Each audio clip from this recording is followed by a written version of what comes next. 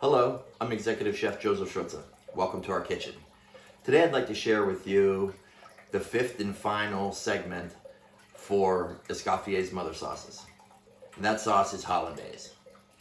Hollandaise requires patience and technique. So join me now and I'll show you how you can prepare this sauce at home. Well, the first thing I like to do is make my clarified butter. To make clarified butter, just heat up whole butter on low heat until it separates. The top part is going to be the milk fats. So we want to skim that off and transfer that to just another dish. Okay, now that we have it clean, I will then take the clarified butter, that's the liquid part here, and pour it into another container. Be careful because the very bottom actually has some water and some other milk. So when you're pouring it, you do not want to mix them. You want to keep it separated. I know some of these little fats are still falling in there. That's okay. I will be able to pull them out. And you see how that right there is starting to come in? We're going to avoid that. Now you could skip this whole process and purchase ghee from the grocery store, and all you gotta do is heat it up to melt it and you're ready to go. Also, you don't necessarily need clarified butter to make this sauce. You can use things like duck fat or bacon fat to make it. Now that we have the clarified butter made, I like to keep it somewhere warm but not too hot.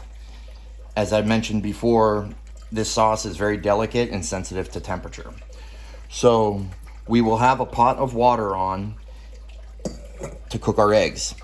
So in a stainless steel bowl, I have 3 egg yolks, and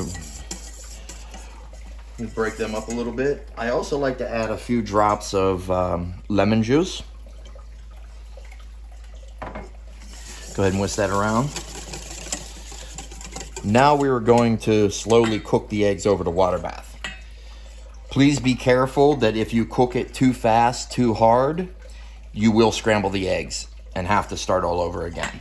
So when you're first doing this, I recommend starting at a lower temperature and whisking it, and periodically you remove the bowl from the water or the steam and then put it back to it. Another little trick, if the bottom of the bowl is too hot for you to touch, it's too hot.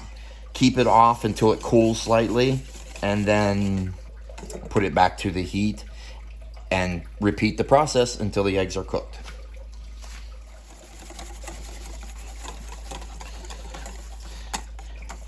As the egg starts to cook, you'll notice that they start to thicken up. We're gonna look for what's called the ribbon stage. As you're passing the whisk back and forth, it'll leave a trail in it.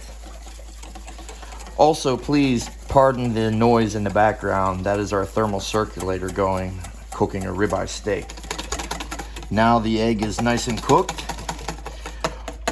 What I like to do now is remove it from the heat and start adding the clarified butter. So I like to line the pot with either a paper towel or some sort of towel to keep the bowl from slipping as I begin whisking. I will then slowly drizzle in clarified butter, whisking vigorously.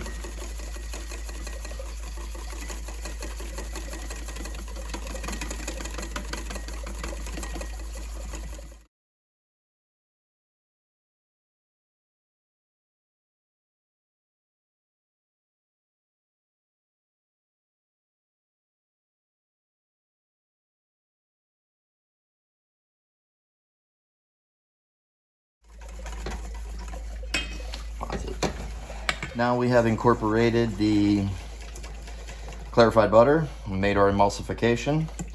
I then like to season it with salt, pinch of white pepper, a pinch of cayenne. We will then add our lemon juice, maybe about a quarter teaspoon at a time. Go ahead and whisk that in. If the Hollandaise gets too cold, it will just kind of go solid on you. If it gets too hot, it's going to separate. You will see the clarified butter start to pull away from the eggs. I guess a little rule of thumb or a good guideline is that when you're making this and you want a ratio for clarified butter to eggs, your eggs should not exceed 6 egg yolks per 1 pound of clarified butter. That's not 1 pound of butter, it's 1 pound of clarified butter. So to make 1 pound of clarified butter, you probably need 1 pound and a quarter or 5 sticks of butter to make 1 pound of clarified. So here we are whisked in, a nice pourable consistency. We will taste it for our seasonings, adjust accordingly, and hold this in a warm place for service. You can hold it for up to 2 hours, and then you have to throw it away or consume it by then. Hollandaise is not meant to be stored or reused.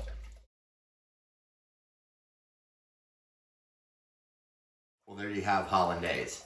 A little trickier than the other sauces, but it is definitely a great thing to have in your kitchen repertoire.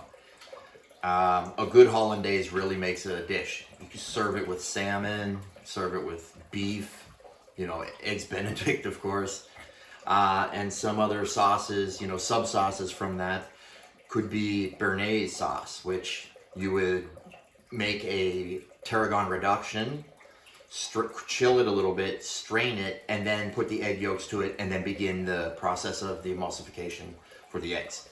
And that's traditionally served with good steaks.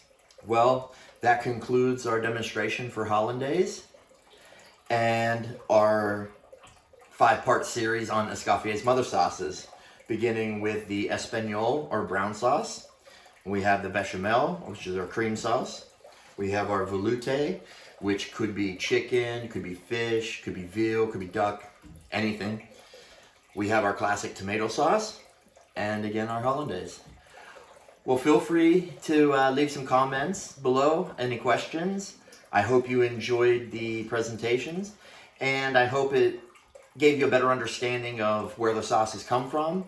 And who knows, maybe you will be inspired to make them yourself at home and, you know, not purchase these things in the store.